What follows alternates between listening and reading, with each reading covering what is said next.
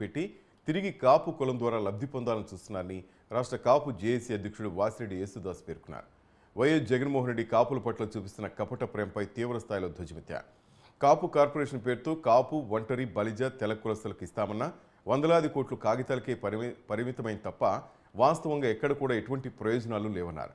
NDA కూటమి అభ్యర్థుల విజయం కోసం రాష్ట్ర వ్యాప్తంగా 45 నియోజకవర్గాల్లో కాపు రాష్ట్ర జేఏసీ ఆధ్వర్యంలో ప్రచారం నిర్వహించినట్లు తెలిపారు.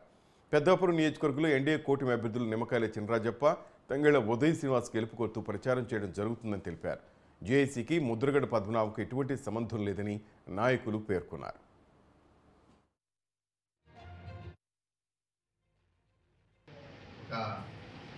యాత్ర సుమారు 45 నియోజకవర్గాల్లో చేస్తున్నాం.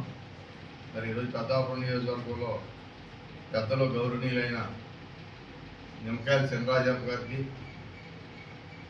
అదేవిధంగా ఎంపీ గారు ఉదయ్ శ్రీనివాస్ గారికి కూడా ఎమ్మెల్యేకి సైకిల్కి, ఎంపీకి గ్లాస్కి ఓటేయాలని బలపరుస్తూ ఈ కార్యక్రమంలో భాగంగా ఇక్కడ రావడం జరిగిందని చెప్పి సందర్భంగా తెలియజేస్తూ,